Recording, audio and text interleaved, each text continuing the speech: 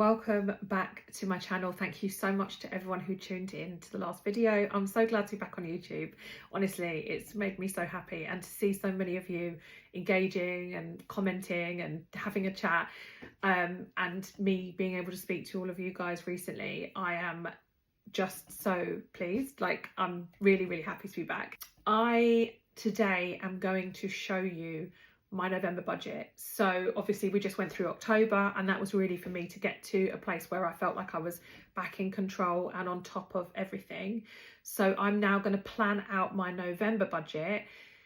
This is a budget that is quite tight, and I don't have as much money as I would ideally pay myself at the end of this month to take me through all of my bills for November.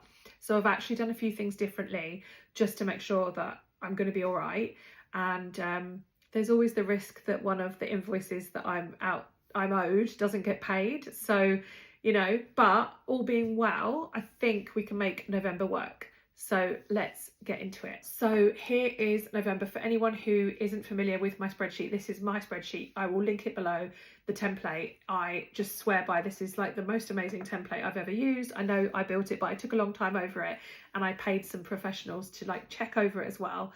So this setup page has got all of my different incomes and expenses and bills in, and this is where the first change you will see. I've put week 1, 2, 3 and 4, and that's just because I wanted to like time when I could pay myself more money. If you want to see a full breakdown of this entire sheet, I will link the last video above, and that one literally takes you through the whole sheet when I'm setting it up, so you can see how to set it up. I am going to go back to November. So let's go through November. I've got some notes here as well, but I will hopefully be able to remember quite a lot of it. So PAYE is always the same. So I'm going to say that's 827. I'm pretty sure it's 827. That is like a set amount that I pay myself every single month from my company. Dividends this month is 0. So when I pay myself at the end of October, I'm going to be able to pay myself at 827, but that will be it. I don't have any extra money in my business bank account to be able to pay myself dividends. I do have money in my business bank account, but it's set aside for corporation tax and expenses and that kind of thing. So 827 is what I'll be paying myself. I am due to get £500 child maintenance, and then the child benefit is also £170. I am not planning or counting on selling anything because I don't want to put it into my budget, but I will keep posting on Vinted to try and make a few extra pounds here or there, because that has been so helpful this month. Side hustle money, I'm going to put 0 again. I will keep, I share things like my links, and sometimes I get money, like kind of kickbacks from that. There's little bits and pieces where I earn money here and there, but I'm not going to count on it for my budget. Also, apologies for the lighting. I've got such a busy week this week. It's currently about 11 o'clock at night when I'm filming this, because whatever happens, I really want to be consistent on YouTube. So I'm not expecting any money from family this month, and I'm not expecting any expenses back from having been out or anything like that. So I've looked at when some invoices are being paid to me, and I think that for November I will be able to pay myself, like at the end of week 1, £1,100. So this is sort of in replacement for dividends. So it is dividends, but I'm just putting it week by week so that I know kind of when things are coming in. On week 2, I should be able to pay myself £1,500, providing all the invoices get paid on time. And then week 3 should be another £500. So that does actually give me a really healthy amount of money. If I've got any carryover, obviously I'm just going to, at the moment, I'm going to keep it for bills, because I don't feel safe enough in my income to be able to pay it off of debt as like an overpayment, because my income is fluctuating so much still at the moment. Things are improving, but it's still fluctuating. So you can see that I've got the £4,597 incoming. I'm going to go to bills first, which is over here. So I've got childcare, which is 164, which I've updated from last month because I was predicting 200, but it always comes in a little less. So I'm sticking to 164 because that is more accurate. 146 is for council tax, 21 for the vet for Sunny, 20 for the vet for Sid, Pet insurance is 39, my mortgage is 1,000, my phone comes out of another account. Home insurance is 36, so that's a corrected number from last week as well. Energy, 150. I have got a little bit left over from this month because I put an amount into a pot on Starling and it came in much under than I thought it was going to be. So if the bill is more than 150, there is also a little bit of money already in there to account for that.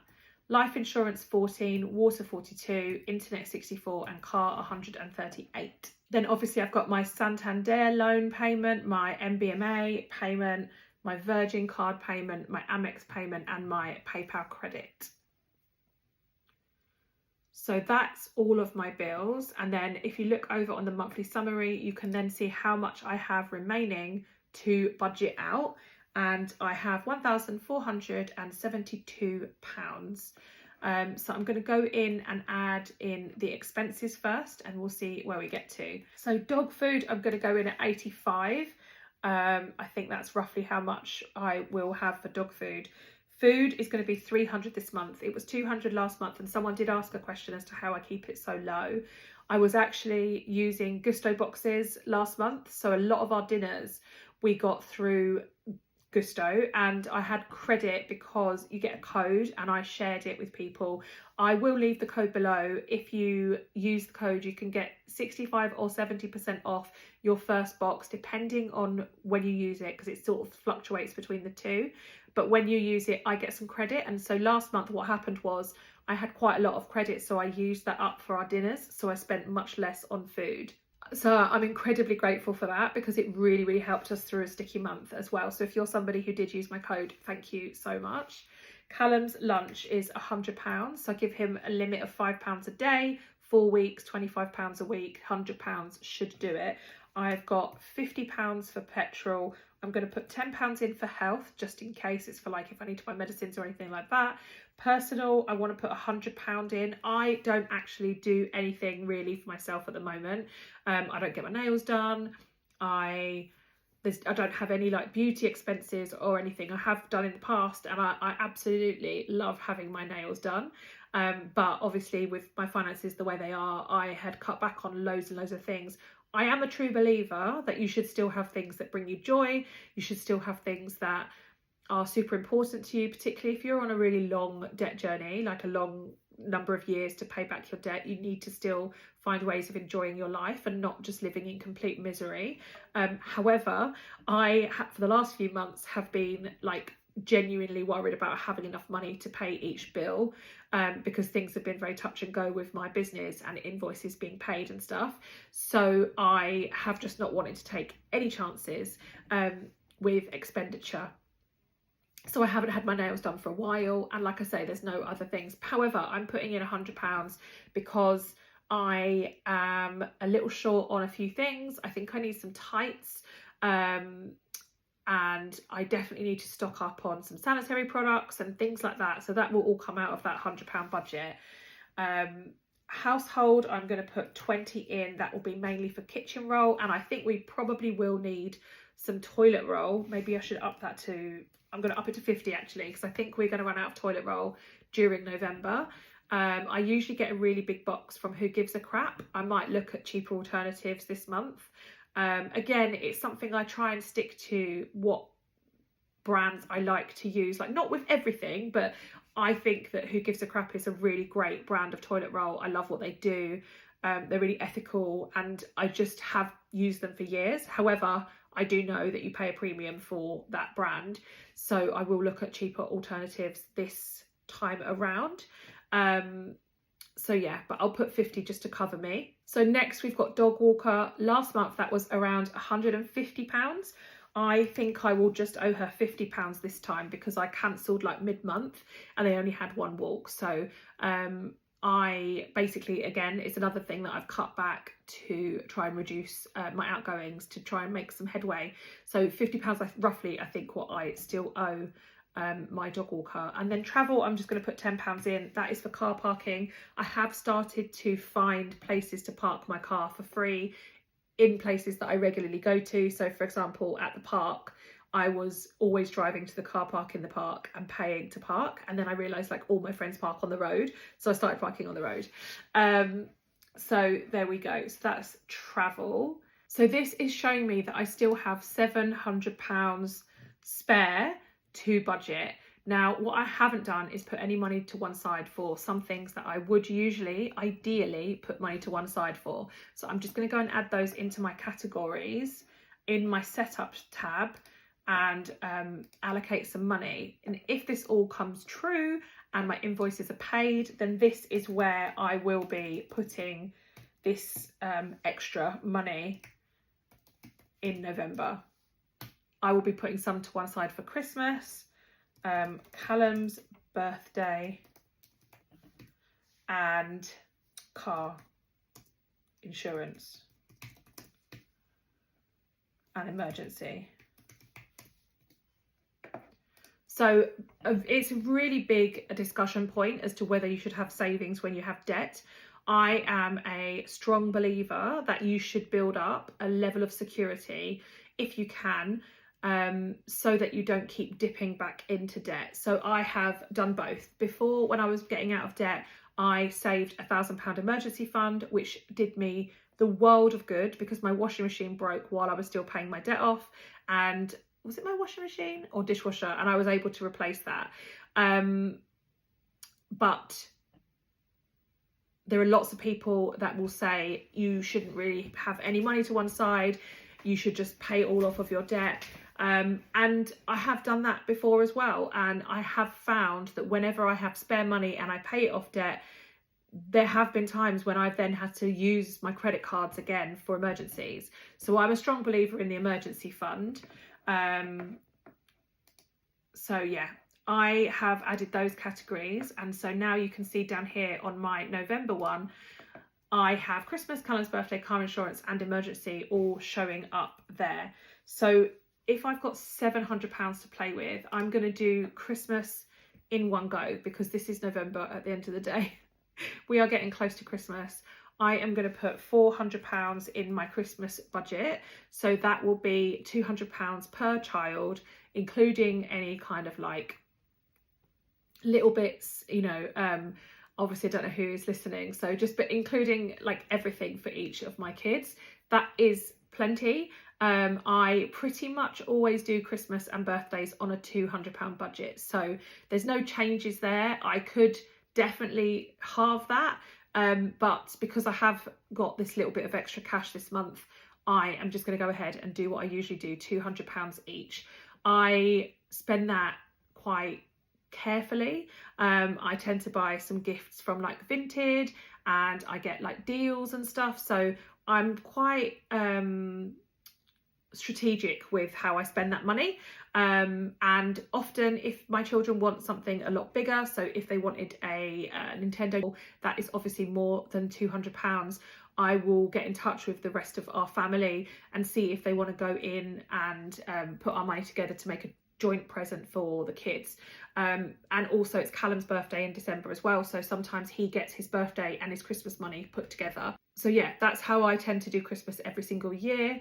So no changes there, but I'm just feeling really fortunate that it looks like I am going to be in a position to be able to put that money to one side this month, because in an ideal world I would have been saving little and often for Christmas from way back earlier this year, but I've not been able to do that. Callum's birthday, I am going to put £100 in. Again, like I just said, I would usually give £200 for each child for their birthday. Callum has already had his birthday money. He wanted to buy something a month ago. And I said, look, you've got your birthday money there. I'm happy for you to have it early. And he was sure. He's old enough now, he's at secondary school. He's old enough to understand what that means. However, I still want to get him something. So I'm putting £100 to one side to get him some birthday presents to open. So yeah. And then I've got £217.19 left. I am going to split that between my car insurance and my emergency fund. So £100 into each of those. I've got that £17.19 left, but I'll just leave that there for now. It doesn't really bother me. I'm sure something will come up that means that this isn't an exact science for what my November ends up looking like. So that is my November completely budgeted for. So just as a breakdown, I've got £4,597 coming into my budget. My expenses are £755. My bills are £1,834. Savings, which are really short-term savings, they're called savings but they're not really savings, they'll be spent quite quickly, £700, and then £1,290 towards my debts. If for any reason I get more money than this, I will probably put more in my emergency fund before I pay any additional debt.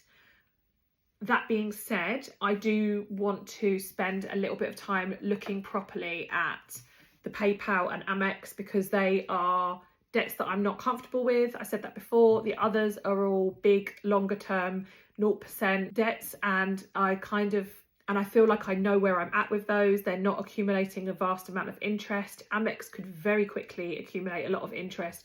PayPal credit I need to look at, because usually you pay in a certain amount of payments. So yeah, if I do get a bit of extra money, it will go to emergency fund, or PayPal and Amex would be the first debts that I would look to clear.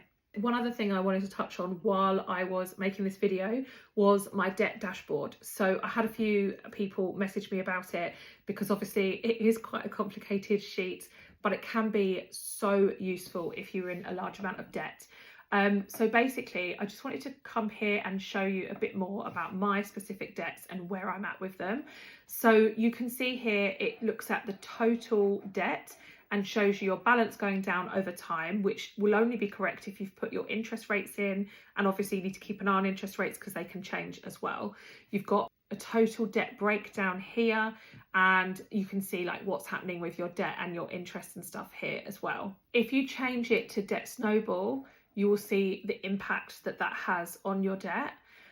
So for example, you can see I've just switched it to that, and it means I've paid my debt off quicker, because I'm not just continuing to pay the minimums, I'm actually paying the same amount ongoing off of other debts. It shaves about a year off of how long I've got to pay my debt for. So I have it on minimum payment at the moment, which is the worst case scenario, because at the moment that is all I can do. I would like to think that if I can pay the minimum payments now, once some other debts are gone, I would just reallocate that money, because I would like the debt gone as soon as possible. I just wanted to show you, if you have purchased this spreadsheet and you are working on debt, then what you need to do is each month when you have made your payments, so we're in October at the moment, so I'm just going to come to the October tab and see which of my debts I've paid. So I've paid my Santander, my MBMA, and I've paid Amex, although I'm going to untick that because I haven't paid the full amount. So I'm going to go, so Santander and MBMA, I'm going to go back to my debt dashboard, and I'm going to look for those columns. So each debt has a column itself, so you can see it goes right the way across here. So if you've got lots and lots of cards, it will work. So I've just got the 5 that I'm working with. I am going to look for the first payment, because I started this spreadsheet in October. So in October, I'm expected to pay £1,290.81, which, let's check, £1,290.81. So it all matches up. And I just want to come in here when I've made those payments. So as well as ticking them off and adding them to my monthly spreadsheet, I want to come in my debt dashboard and just put a little tick in the box to say that I have paid October's Santander and I have paid October's MBMA payment. And that way I can keep track on where I am, what's happening, how much I've paid, and hopefully feel motivated by progress. What you can also do, if you are in a position to make overpayments, there is a box here that says extra monthly payment. So if I was able to pay an extra £1,000, for example, each month, then it would look at what I can do. So this is where the sort of Debt Snowball and Avalanche come into play. If I change that to Debt Snowball, you can see there's a significant difference in the time. So with £1,000 each month using the Debt Snowball method, I would be debt free in July 2026. If I remove the £1,000, overpayment but still use the debt snowball method, I would be debt free in January 2028. So if you have large debts, multiple debts, this is a genuinely good sheet to just try and get a feel for what you can achieve, particularly with small consistent overpayments. But I'm just going to put mine back to minimums because that is all I can do right now, which is still better than nothing. And I've showed you how to tick those off. So that is it for now. And I guess really for me, I just need to hope that my invoices are paid and that everything goes well this month. I also have an interview for a job this week. So I am looking for a permanent role doing project management that I used to do to supplement my income. I have now had a few too many moments where my nerves cannot take the ups and downs of not having any fixed income. So I will still continue to be a content creator and make everything that I'm making at the moment. I'm really enjoying it, especially being back here on YouTube. But I would like to have a more fixed income just while I'm in this financial hole. It makes sense. And if I'm honest, I love being a project manager. So there is part of me that would be super excited to get back into that again. So wish me luck. Probably actually by the time you are watching this, I will have already had that first stage conversation. So yeah, hopefully when you are watching this, I'm still in the running because it's a really cool company that I'd really like to work for. So yeah, watch this space. And I am just thinking I am dreaming of a world where I can find a fixed income and also maintain this level of freelance income, then that would be an ideal situation for me. I would be able to pay my debt off a lot quicker than I am now and get myself into a better financial position once again. I will do a video on goal setting and the things that I am focusing on for my life in general and my finances. But to give you guys a little bit of like a heads up, I am due to remortgage in early 2027.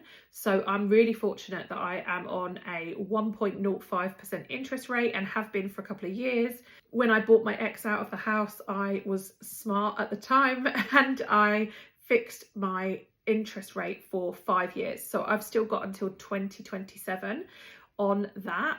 And that is great because it gives me a little bit of freedom.